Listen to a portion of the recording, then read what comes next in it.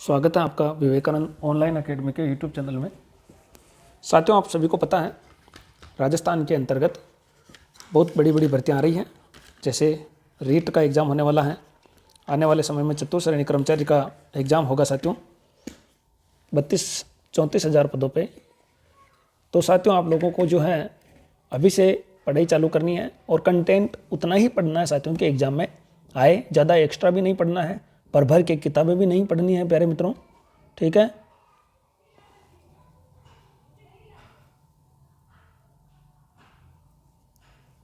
तो साथियों, आप लोग देख रहे हैं, तो साथियों हिंदी व्याकरण एवं रचना प्रबोध की जो किताब है, जो अपने स्कूलों में कक्षा 9 से 12 तक के बच्चों के लिए चलती है, उसका मैं लेकर के आया हूँ, ठीक है। रीट में भी काम आएगी, चतुर्थ श्रेणी कर्मचारी में काम आएगी और 3rd ग्रेड का एग्ज़ाम उसमें काम आएगा। और बाकी अन्य सभी राजस्थान की जो प्रतियोगी परीक्षाएं हैं साथियों, जहाँ हिंदी पूछी जाती है, वहाँ पे आपके ये काम आएगी प्यारे मित्रों। तो आप लोग देख सकते हैं, आज मैं आप लोगों के लिए लेकर के आया हूँ साथियों अध्याय 2 वर्ण विचार एवं अक्षरिक खंड। वर्ण विचार एवं अक्षरिक खंड साथियों अध्याय 2 में लेकर के आया हूँ आप लोगों के लिए। अध्याय 1 का मैंने वीडियो डाल दिया है और हिंदी व्याकरण नाम से प्लेलिस्ट बना हुआ साथियों, आप लोग वहाँ से जाकर के एकदम फ्री कंटेंट दे सकते हैं साथियों। आप लोगों को कोई भी यहाँ पे आप लोगों के लिए फीस वगैरह नहीं है। मैं जितनी कोशिश करूँगा कि जितना फ्री कंटेंट आप लोगों को दे सकूँ उतना मैं दूंगा साथियों, भविष्य में भी। साथियों, बार बार किताबें निकालना, बार बार उन्हीं चीज़ों को पढ़ने से अच्छा है आप लोग अपना एक रजिस्टर बनाएं, कॉपी बनाएं, जहाँ पे भी कुछ चेंजेस आते हैं हर एक सरकारी किताब में आपको मिल जाएगा, न्यूज़ में मिल जाएगा आपको। और यूट्यूब पे बहुत सारे ऐसे टीचर्स हैं जो फ्री में पढ़ाते हैं। और मैं ये नहीं कह रहा हूँ कि आप किताबें मत लो, किताबें लीजिए साथियों, लेकिन बार बार वो किताबें निकालते हैं, टेस्ट सीरीजें देते हैं आप लोगों को, ऐसे परेशान करते हैं मेंटली, तो आर्थिक रूप से परेशान हो जाते हैं आप लोग। एक बार लीजिए किताब ताकि उसको बार बार नहीं लेना पड़े। तो आप लोग इसका थोड़ा सा ध्यान रखें साथियों, पैसे फालतू में नहीं बहाएं। तो भाषा की वह छोटी से छोटी इकाई जिसके टुकड़े नहीं किए जा सकते हो वर्ण कहलाते हैं साथियों। एक ही प्रश्न यहाँ से बन जाता है कि भाषा की सबसे छोटी से छोटी इकाई कौन सी है जिनके टुकड़े नहीं होते, तो वर्ण कहलाता है। जैसे एक शब्द है पीला, पीला शब्द के यदि टुकड़े किए जाएं तो वे होंगे पी प्लस ला। साथियों, आप सभी से यही है कि आप लोग वीडियो को पूरा देखें, क्योंकि साथियों सुनकर जो पढ़ते हैं वो ऑडियो विजुअल जिसको हम बोलते हैं वो ज़्यादा याद रहता है। तो आप लोग साथ साथ पढ़ें। पीला के भी टुकड़े किए जाएँ तो होंगे प प्लस ई ल प्लस आ। यदि अब प ई ल आ के भी हम टुकड़े करना चाहें तो अब यह संभव नहीं है। तो ये ध्वनियाँ वर्ण कहलाती हैं। ध्वनियाँ दो ही प्रकार की होती हैं, स्वर तथा व्यंजन। वर्णों के मेल से शब्द बनते हैं, शब्दों के मेल से वाक्य बनते हैं, वाक्यों के मेल से भाषा बनती है। वर्ण ही भाषा का मूल आधार है। हिंदी में वर्णों की संख्या 44 है। वेरी इंपॉर्टेंट क्वेश्चन, जहाँ मैं आप लोगों को स्टार बना रहा हूँ। मुंह से उच्चारित होने वाली ध्वनियाँ और लिखे जाने वाले इन लिपि चिन्हों को 2 भागों में बांटा जाता है, स्वर और व्यंजन। मेरे प्यारे मित्रों, स्वर जो वर्ण बिना किसी दूसरे वर्ण की सहायता से बोले जा सकते हैं वे स्वर कहलाते हैं। और ये 11 हैं साथियों संख्या में। तो आप लोग देख सकते हैं कि हिंदी में वर्णों की संख्या 44 है और स्वर 11 है साथियों, जिसमें से और व्यंजन की भी हम यहाँ पे बात करेंगे साथियों। 11 स्वर कौन से हैं? ए आ ई उ, बड़ा ऊ, री ए आई ओ औ। ये सभी ध्वनियाँ ऐसी हैं जिनका उच्चारण बिना दूसरी ध्वनि के ही किया जा सकता है, यानी इंडिविजुअल है। ए ई उ मूल स्वर है साथियों।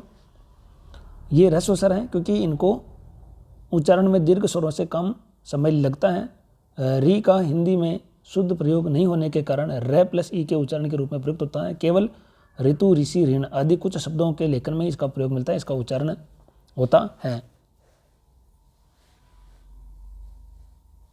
स्वर के भेद साथियों, ह्रस्व और दीर्घ। तो ह्रस्व स्वर जिन वर्णों के उच्चारण में अपेक्षाकृत कम समय लगता है ह्रस्व स्वर कहलाते हैं। जैसे ए ई उ और री, ये 4 हैं। और दीर्घ स्वर वे उच्चारण, यानी ह्रस्व स्वर 4 हो गए साथियों, सब लगता है दीर्घ स्वर कहलाते हैं। जैसे आ ई उ ए ओ औ, तो ये हो गए 7 और 4 हो गए टोटल 11। अंग्रेजी के ओ स्वर का भी प्रयोग हिंदी में होने लगा है, जैसे डॉक्टर, कॉलेज आदि। व्यंजन की बात करते हैं, जो वर्ण स्वरों की सहायता से बोले जाते हैं व्यंजन कहलाते हैं। मूल रूप से व्यंजन स्वर रहित होते हैं साथियों। व्यंजन के उच्चारण में फेफड़ों से निकलने वाली सांस मुख्य किसी अवयव उच्चारण स्थान से बाधित होती है। जब हम किसी वर्ण का उच्चारण करते हैं तो वह स्वर की सहायता से ही उच्चारित होती है। जैसे प का उच्चारण करने पर प प्लस ए की सहायता से उच्चारित होता है। हल चिन्ह व्यंजन के स्वर रहित होने का परिचायक है। ये जो हल चिन्ह है साथियों वो स्वर रहित होने का परिचायक है। स्वर रहित व्यंजन के साथ हल का चिन्ह लगाया जाता है या फिर खड़ी पाई वाले व्यंजन चिन्हों की खड़ी पाई हटा दी जाती है, उसके अर्ध रूप का प्रयोग किया जाता है। जैसे अपराहन, पाठ्य, विद्या, पट्टा आदि हिंदी व्यंजन निम्नानुसार है साथियों। स्वरयुक्त व्यंजन इनका वर्गीकरण है। उच्चारण के स्थान के आधार पर उच्चारण स्थान भी दे रखा है। क वर्ग, च वर्ग, ट वर्ग, त वर्ग, प वर्ग है। तो क वर्ग में कंठ, च वर्ग में तालु, ट वर्ग में मुर्दा, त वर्ग में दांत होता है और प वर्ग में ओष्ठ होता है। जैसे कुछ शब्द साथियों, एक सेकंड साथियों, एड आ गया है इसमें चलते चलते। तो साथियों उसको नेट को बंद कर देता हूँ ताकि एड नहीं आएगा।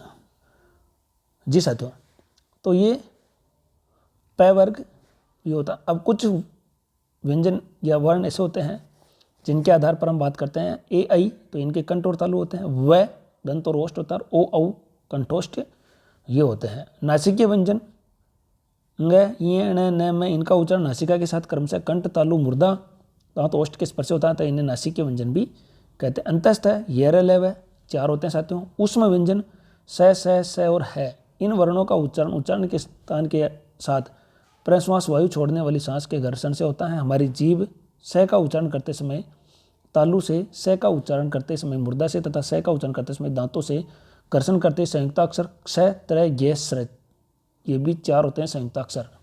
इनका विस्तार अथवा अक्षरिक खंड निम्न प्रकार है। क प्लस स प्लस ए क्ष होता है। त्र में त प्लस र प्लस ए, ज्ञ में झ प्लस ये प्लस ए और स्र में स प्लस र प्लस ए। साथियों आप लोग पूरा वीडियो देखें, आप लोगों को बहुत ही शानदार यहाँ पे क्लासें मिलेगी और बहुत ही ज्ञानवर्धक चीज़ें मिलेगी आप लोगों को। फीस केवल साथियों सब्सक्राइब है। आप लोगों को अगर वीडियो अच्छा लगे तो सब्सक्राइब जरूर करें,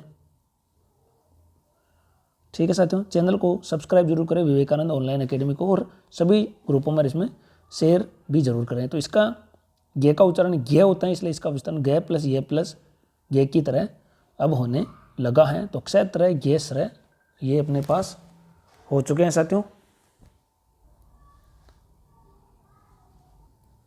तो साथियों अब कुछ अभ्यास प्रश्न है जो आप लोग देख सकते हैं कैसे प्रश्न पूछे जाते हैं। निम्नलिखित वर्णों के उच्चारण स्थान लिखिए। च वर्ग का क्या होता है? ट वर्ग, प वर्ग और औ, ठीक है।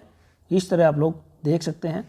ल प्लस ई प्लस इका, म प्लस री प्लस मृदा, ये आप लोग इसमें जो है प्यारे मित्रों देख सकते हैं यहाँ पे। तो ज़्यादा इम्पोर्टेंट हैं, आप लोग ज़रूर इसको देख सकते हैं। इसके अंदर ये बहुत ही शानदार मैं वीडियो लेकर के आया हूँ, ओरिजिनल वीडियो लेकर के आया हूँ प्यारे मित्रों। अब इसके बाद साथियों अध्याय 3 का वीडियो भी मैं आप लोगों के लिए जल्द लेकर के आऊँगा। आप लोगों को केवल और केवल चैनल सब्सक्राइब करना है और शेयर करना है ज़्यादा से ज़्यादा ग्रुपों में साथियों, ताकि ज़रूरतमंद के पास ये वीडियो पहुँच सके और ज़्यादा से ज़्यादा घर बैठे ही अच्छे से तैयारी कर सकें, ठीक है मेरे प्यारे मित्रों। तो चैनल को आप लोग सब्सक्राइब जरूर कर लें। धन्यवाद।